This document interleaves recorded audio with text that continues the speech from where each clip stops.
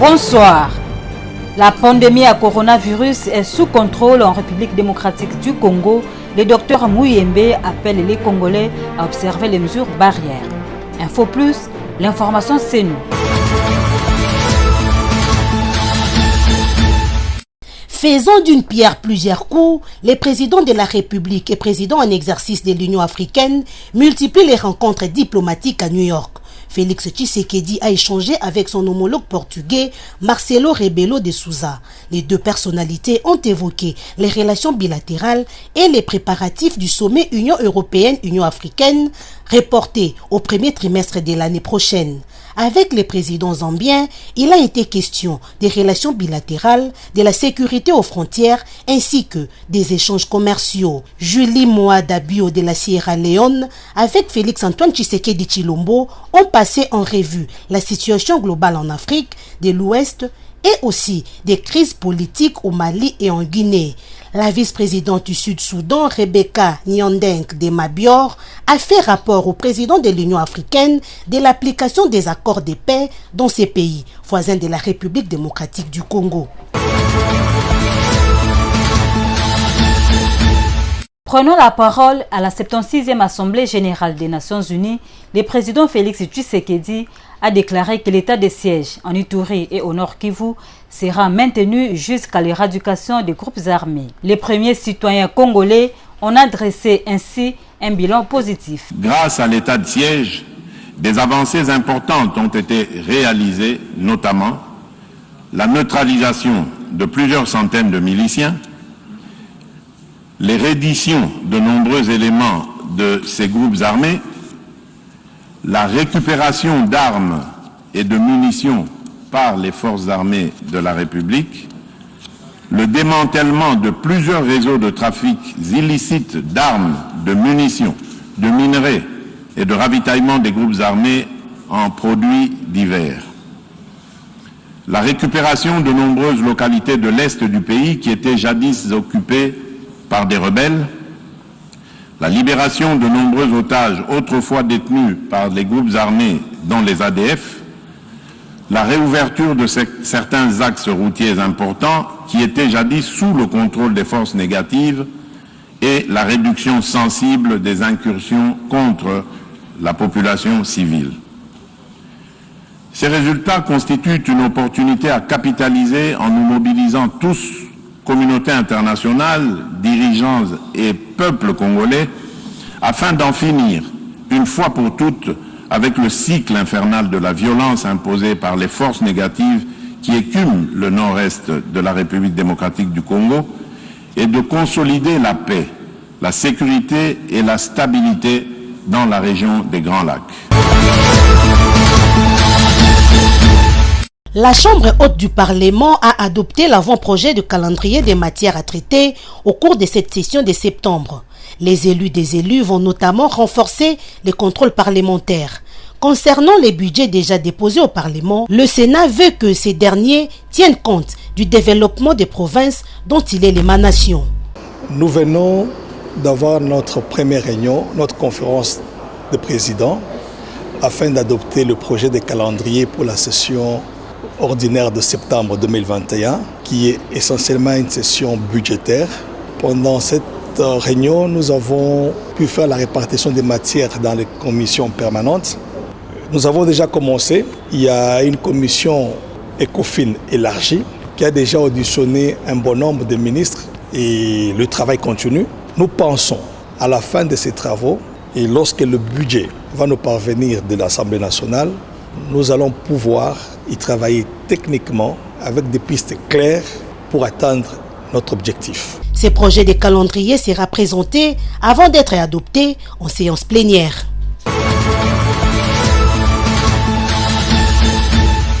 Quelques jours après sa vaccination contre la Covid-19, le chercheur Jean-Jacques Muyembe Tanfoum s'est dit heureux de l'engouement des autorités du pays à se faire vacciner. Et moi-même, je le sens ici, au poste de l'INRB.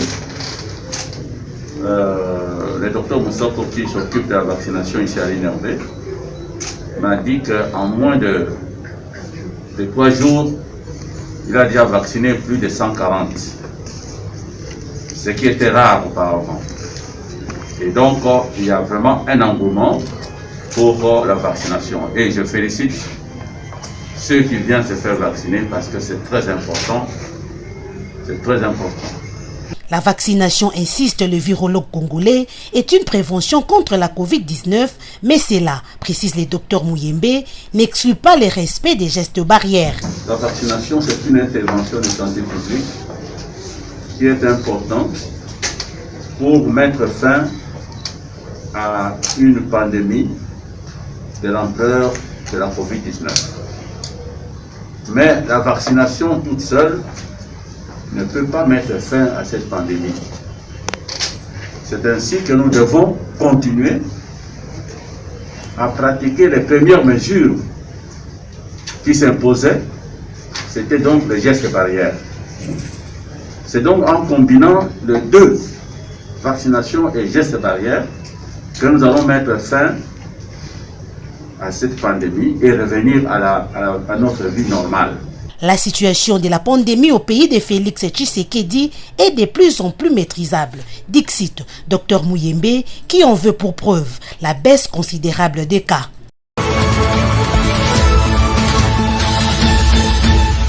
Baisse sensible de cas de contamination de coronavirus dans la ville de Kinshasa, et cela grâce à la vaccination. Voilà pourquoi un appel continue d'être lancé à tout le monde pour se faire vacciner. Ainsi, la représentante du Haut Conseil de réfugiés, Lise Graham, qui a lui aussi eu sa première dose de l'AstraZeneca, elle invite tous ceux qui hésitent encore à braver la peur. Oui, bien sûr. Je suis rentré hier de Badolite où je me suis rencontré avec les réfugiés centrafricains. Effectivement, il y en a qui avaient déjà commencé à nous poser des questions quand est-ce qu'on va amener les vaccins sur le terrain. Et donc, c'est une opportunité pour moi aujourd'hui de dire oui. Nous encourageons les réfugiés de se faire vacciner et on va prendre des dispositions avec les autorités compétentes y inclus INRB pour faire acheminer le vaccin sur le terrain. De son côté, le programme élargi de vaccination rassure que le stock de vaccins reste disponible dans le site retenu. Après tant d'autres autorités, c'est au tour du chef d'état-major général des forces armées de la République démocratique du Congo et son second de se faire vacciner contre la Covid-19 à la clinique présidentielle de l'OUA. Par ces gestes, le général-major Célestin Bala invite les autres autorités à emboîter le pas. C'est une obligation, dans ce sens que nous avons vécu à travers la planète plusieurs pandémies dues notamment au virus, et c'est grâce au vaccin que la population mondiale a échappé à toutes sortes de difficultés et toutes sortes de disparitions des espèces. Et je crois que pour l'instant, il y a eu des hésitations dans le cadre de la pandémie Covid-19, des hésitations pour savoir comment d'abord guérir, comment faire face par rapport aux pertes qu'on a connues à travers toute la planète. Tous les pays ont été pratiquement touchés par des pertes en vies humaines. Et petit à petit, on a commencé à maîtriser ce qu'on peut appeler le médicament pour soigner. Et finalement, on est tombé sur les vaccins. Je pense que c'est une nécessité de prendre le vaccin de manière à se prémunir sur les différentes variantes qui se présentent pour éviter qu'on perde. Le programme élargi des vaccinations rassure cependant que toutes les dispositions sont prises pour vacciner tous les hommes en uniforme.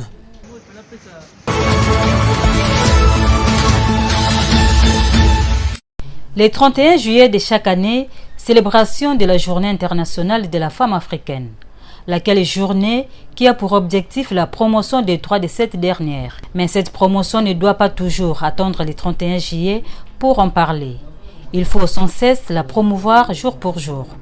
Voilà pourquoi ces femmes membres de la société civile réunies au sein de l'organisation Femmes solidaires pour la paix et le développement, ont organisé une journée de réflexion quant à ce, en vue de dégager les idées nécessaires et proposer les solutions afin de faire connaître la promotion des droits de la femme.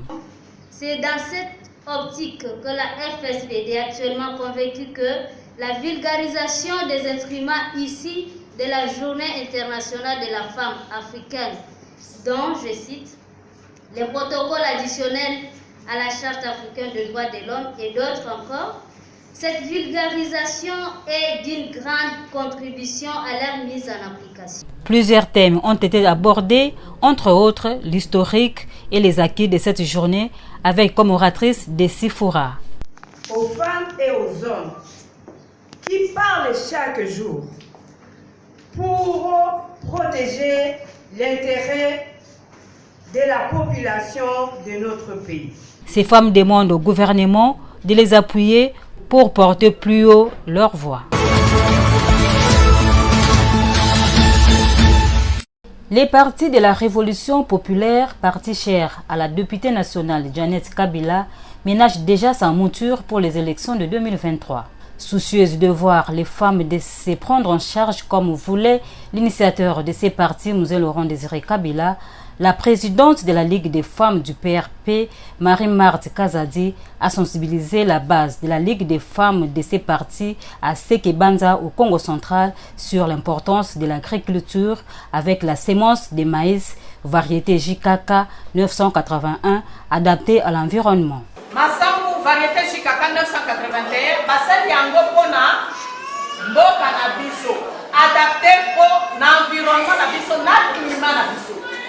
Omoni esika bozwe lezali ona point wana qui est très important. Mais olo bozwaka natala ki ba masangu na bino ya awa eza mikuse ya solo mikuse ya solo. L'objectif poursuivi, c'est d'éliminer la pauvreté au milieu des femmes. Égalité homme-femme n'exclut pas le respect à son mari, a laissé entendre Marie-Marthe Kazadi. Égalité homme-femme et nikorobate ke okoyoka lisusu mobali na yo te. C'est biso koza bantu. Donc bantu même s'il y a égalité homme-femme, il faut totosa. Mobali na biso, totosa. Bana mibali na biso, muntu nyonso ayeba musala eza musala. Ces femmes ont été aussi sensibilisées sur l'idéologie du parti, le socialisme, édicté par Laurent Désiré Kabila. Message capté 5 sur 5 par les participants qui ont remercié Joseph Kabila, Kabangi et sa jumelle Janet Kabila pour cette belle initiative. Les notables de Sekebanza, les responsables des villages environnants et des Sanda en particulier ont pris part à cette journée de sensibilisation. L'église Les Rachetés du Christ, dirigée par l'évêque Godé Mungengo, a tenu la semaine dernière un séminaire sous le thème « Je ne répéterai pas l'histoire de ma famille ». Un thème qui met plus l'accent sur la famille et l'importance de celle-ci. L'orateur explique ici l'importance du choix de ce thème. La famille est le cœur de Dieu. La famille, c'est comme le cœur de l'homme est vu comme le cœur bat dans la vie de l'homme, de la même manière aussi le cœur de Dieu bat au rythme de la famille. C'est lui qui en est le créateur. Vous savez qu'il dit, il n'est pas bon que l'homme soit seul. Je lui ferai une aide semblable à lui. Et c'est Ève qui arrive. Après Ève, vous avez vu, quoique l'ennemi s'est interposé, mais Dieu a toujours tenu à la famille. Voilà pourquoi pour sauver l'humanité, Dieu est passé par une famille qui commençait, qui naissait déjà. N'oubliez pas que Marie était la fiancée de Joseph. Dieu a regardé seulement dans la famille. Une femme a fait entrer le péché dans la famille et une autre femme a sorti le péché dans la famille. C'est Marie. Donc Dieu compte sur la famille. Ça, c'est par rapport à la vision de Dieu. Deuxièmement, même dans la société humaine, si nous lisons dans notre constitution, on dit que la famille est la cellule de base de la société. Je crois l'avoir dit. Personne ne peut devenir ce qu'il devient là sans qu'il soit sorti d'une famille. La famille est importante. Bien aimés, mes chers amis, ne regardons pas ce qui se passe aujourd'hui. Les familles sont déchiquetées par des divorces, par des unions libres, et par des fruits, des colonnas et des enfants. Tout ça, c'est une manière pour le diable de déranger, je m'excuse, de déranger la famille. Mais Dieu tient à la famille et la famille bat au cœur de Dieu selon son rythme. Un enfant de Dieu doit aimer sa famille car Dieu tient compte de la famille.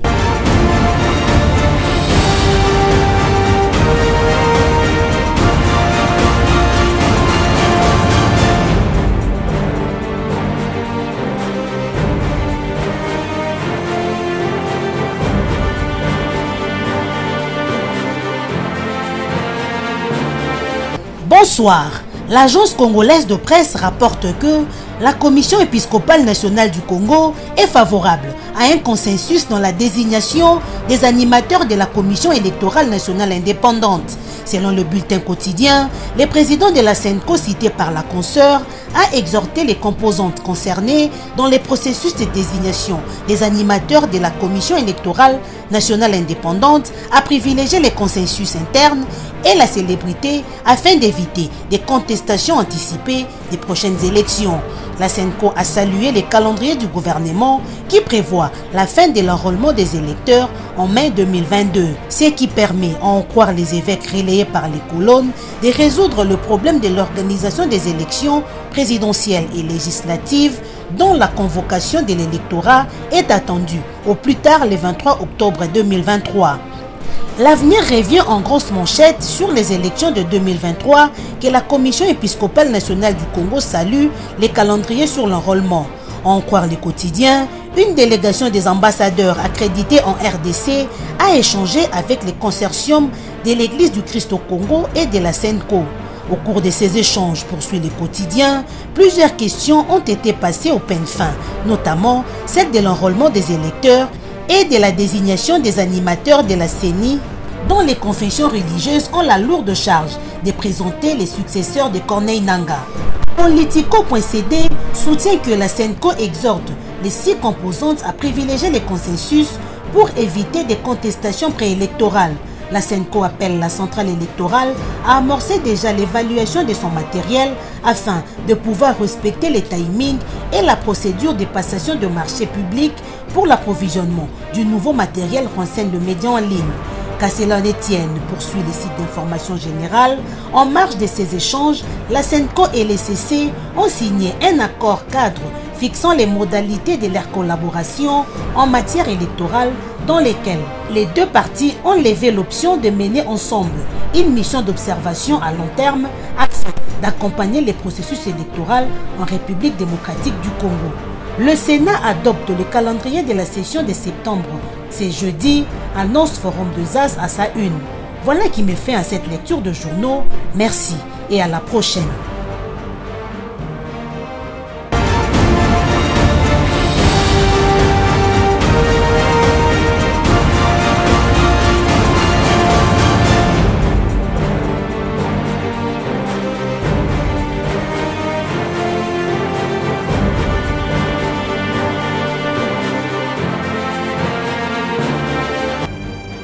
La pandémie à coronavirus est sous contrôle en République démocratique du Congo. Le docteur Mouyembe appelle les Congolais à observer les mesures barrières. Ainsi se referme cette tranche d'actualité. Merci de votre fidélité.